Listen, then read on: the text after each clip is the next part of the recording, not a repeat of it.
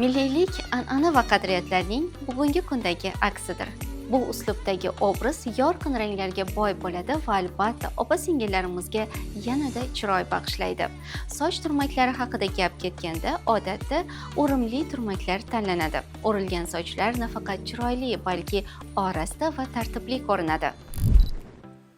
Milliy obraz hammaga birdek yarashadi. Hozir men sizlarga milliy obrazga mos keladigan soch turmagini qilib ko'rsataman.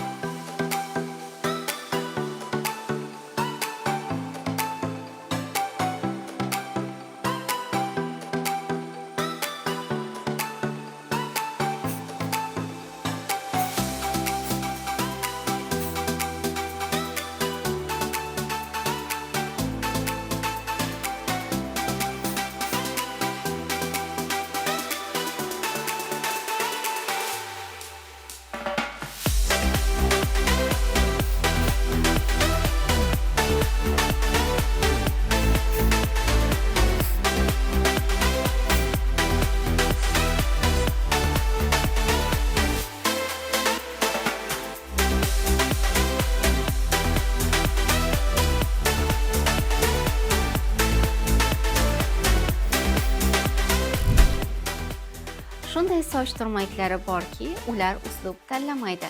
Har qanday obrazga moslasa bo'ladi. Bugungi kunda eng trendda bo'layotgan 3 ta soch turmagi. Birinchisi, Katta va hajmli o'rilgan sochlar milliy obraz uchun juda mos keladi. To'y va tadbirlar uchun bunday soch turmaklariga talab juda katta.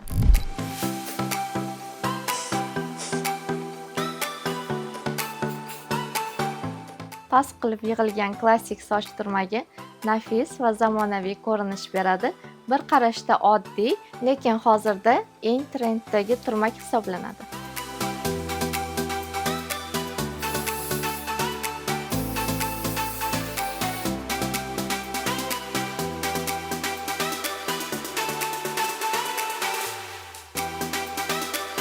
To'lqinli sochlar.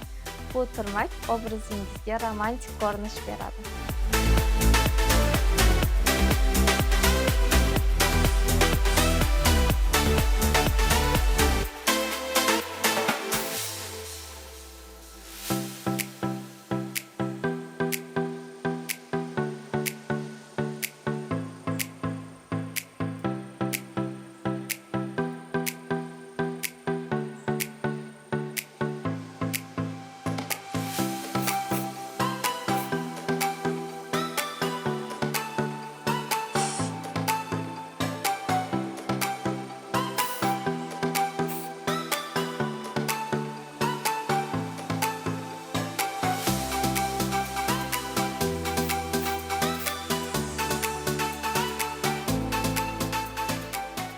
Bugungi soch turmagimizni atirgul shaklidan ilhomlanib hosil qildim.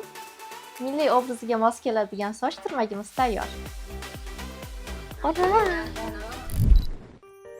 milliylik bu qadimdan shakllanib kelgan an'analarni zamonaviylik bilan uyg'unlashtirish hamdir. Hosil qilingan obrazda bugungi kun ruhi ham aks etsa, takrorlanmas va o'ziga xos ko'rinish yaraladi. Stilistimizning yakuniy ishini ko'ramiz va baho beramiz. Gullar oqshom chog'da o'yga tolar emishlar. Quyosh botgan tarafga qarab qolar emishlar. Gullar oqshom chog'da o'yga tolar emishlar. Quyosh botgan tarafga qarab qolar emishlar. So'ng barchasi subhidan sal iymanib nozlanib, quyoshni